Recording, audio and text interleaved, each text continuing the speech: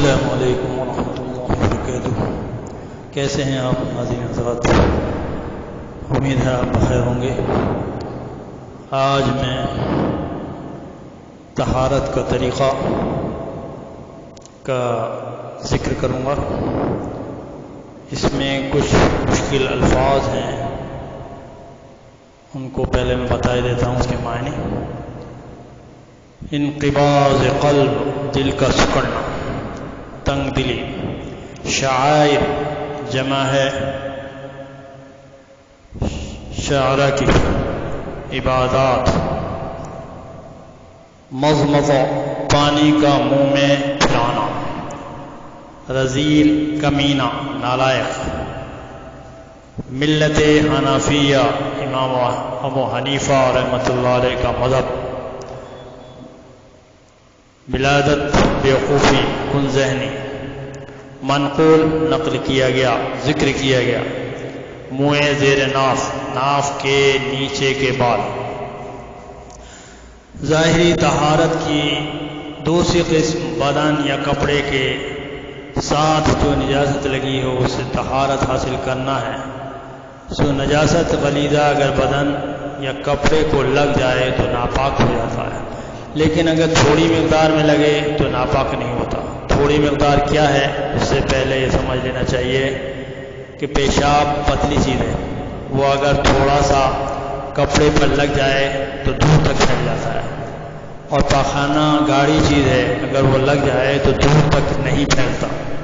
اس لیے دونوں قسم کی مقدار کا قاعدہ یہ ہے کہ نجاست غلیظہ اگر گاڑے جسم والی ہو، جیسے پاخانہ، گوبر اور لیل وغیرہ، تو وزن میں 3.5 ماشا سے کم ہو تو صاف ہے، اور اگر پتلی چیز ہو جیسے پیشاب اور شراب وغیرہ تو 1 انگریزی روپے کے پھیلاؤ کے برابر صاف ہے، اور اگر اس سے زیادہ ہو تو اس کا پاک کرنا فرض ہے۔ بغیر پاک کیے نماز نہیں ہو سکتی۔ اور صاف ہونے کا مطلب یہ ہے کہ اتنی نجاست بدن یا کپڑے پر لگی ہو اور نماز پڑھ لی جائے تو نماز ہو جائے گی، مگر وہ مکروہ ہوگی، اور جان بوجھ کر اتنی نجاست بھی لگی رکھنا جائز نہیں ہے۔ اگر دھونے کا موقع ہو تو فوراً دھو لینا چاہیے اور پھر نماز پڑھنا چاہیے۔ یہ تو نجاست غلیظہ کے متعلق ہے۔ اور نجاست خفیفہ اگر کسی عضو یا کپڑے کے چوتھائی حصے سے کم لگی ہو تو صاف، اور زیادہ ہو تو نماز درست نہیں۔ چوتھائی عضو یا چوتھائی کپڑے کا مطلب یہ ہے کہ اگر نجاست خفیفہ دامن میں لگی ہو تو چوتھائی دامن سے کم صاف ہے، اور اگر آستین میں ہو تو اس کی چوتھائی سے کم صاف ہے۔ یعنی آستین کے 4 حصے کیے جائیں تو 1 حصہ 1/4 حصہ سے کم ہے تو صاف ہے، اور اگر ہاتھ میں لگی ہو تو ہاتھ کی چوتھائی سے کم صاف ہے۔ یہاں بھی صاف کا وہی مطلب ہے کہ اگر دھونے کا موقع نہ ہو تو نماز ہو سکتی ہے مگر مکروہ ہوگی، اور اگر پورے چوتھائی کپڑے یا چوتھائی عضو میں ہو تو بے دھوئے نماز نہ ہوگی۔ اور اگر نجاست غلیظہ و خفیفہ کسی پتلی چیز مثلا پانی میں گر پڑے تو کل ناپاک ہو جائے گا۔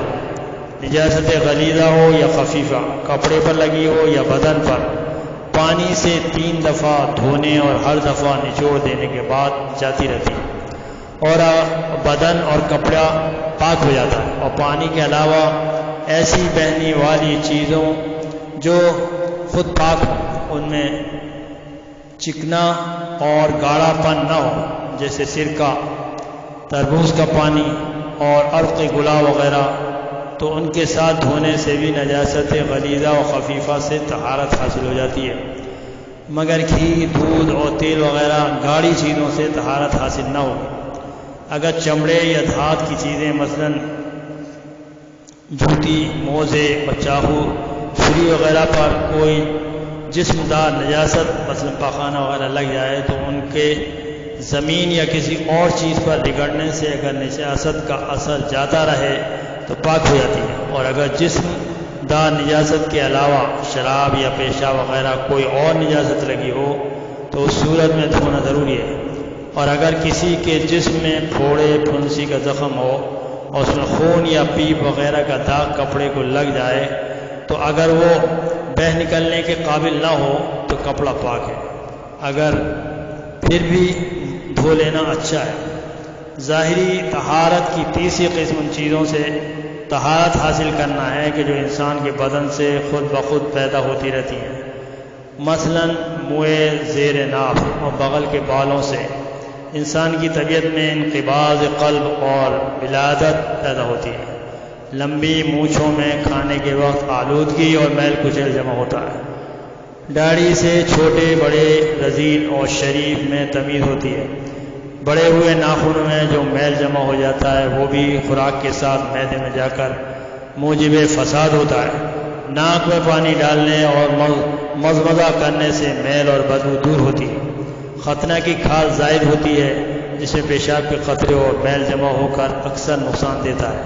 پیشاب و پخانے کی جگہ کو پانی سے دھو کر استنجا کرنا اور جسم کے ان حصوں کو جن میں میل کچیل جمع ہوتا ہے دھو کر صاف کرنا بھی صحت انسانی کے لیے ضروری ہے، اور علاوہ ان کے دانتوں کی حفاظت کے لیے مسواک کرنا۔ یہ تمام چیزیں ایسی ہیں جو ملت حنفیہ کے شعائر ہیں جن سے وہ دیگر ملتوں سے تمیز کی جاتی ہے، اور یہ تمام طہارتیں حضرت ابراہیم علیہ السلام سے منقول ہیں اور تمام ملت حنفیہ میں جاری ہیں۔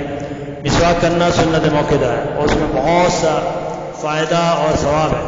مسواک کسی کڑوے درخت کی جڑ یا لکڑی کی ہونی چاہیے، اس کی موٹائی اور چھوٹی انگلی کے برابر اور لمبائی ایک بالش سے زیادہ نہ ہونی چاہیے۔ کم از کم 3 مرتبہ مسواک کرنا اور ہر مرتبہ نیا پانی لینا چاہیے۔ مسواک ہمیشہ دھو کر کرنی اور دھو کر رکھنی چاہیے۔ مسلمانوں کو چاہیے کہ اگر نماز کے وقت نہ ہو سکے تو کم از کم 24 گھنٹے میں ایک دفعہ ضرور مسواک کر لیا کریں۔ کھانے کے بعد اور سونے سے پہلے مسواک کرنا سنت اور طبی اصول سے نہایت مفید ہے۔ اب میں سورہ بقرہ کا 35واں رکوع پڑھنے جا رہا ہوں، سماعت فرمائیں اور اس کے بعد اس کا ترجمہ کروں گا انشاءاللہ۔ اعوذ باللہ من الشیطان الرجیم، بسم اللہ الرحمن الرحیم۔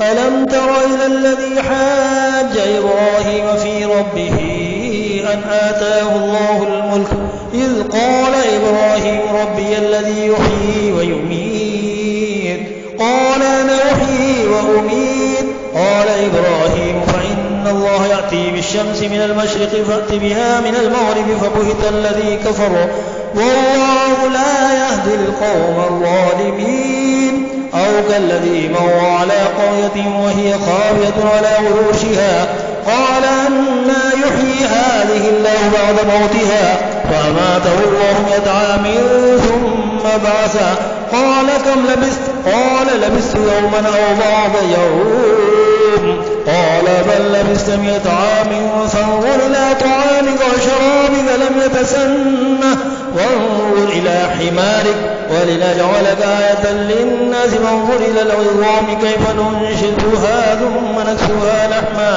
فلما تبين له قال أعلم أن الله على كل شيء قدير صدق الله العلي العظيم۔ پناہ مانگتا ہوں اللہ کے شیطان مردود سے۔ شروع کرتا ہوں اللہ کے نام سے جو نہایت مہربان اور نہایت رحم والا ہے۔ بھلا تم نے اس شخص کو نہیں دیکھا جو اس غرور کے سبب سے خدا نے اس کو سلطنت بخشی تھی اور ابراہیم علیہ السلام سے پروردگار کے بارے میں جھگڑنے لگا، اور جب ابراہیم علیہ السلام نے کہا میرا پروردگار تو وہ ہے جو جلاتا ہے اور مارتا ہے، وہ بولا کہ جلا اور مار تو میں بھی کر سکتا ہوں۔ ابراہیم علیہ السلام نے کہا کہ خدا تو سورج کو مشرق سے نکالتا ہے، آپ اسے مغرب سے نکال دیجیے۔ یہ سن کر کافر حیران رہ گیا، اور خدا بے انصافوں کو ہدایت نہیں دیا کرتا۔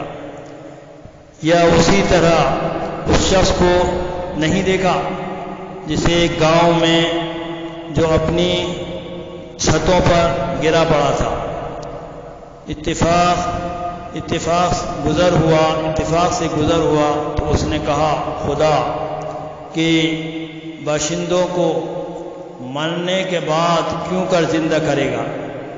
تو خدا نے اس کی روح قبض کر لی اور وہ 100 برس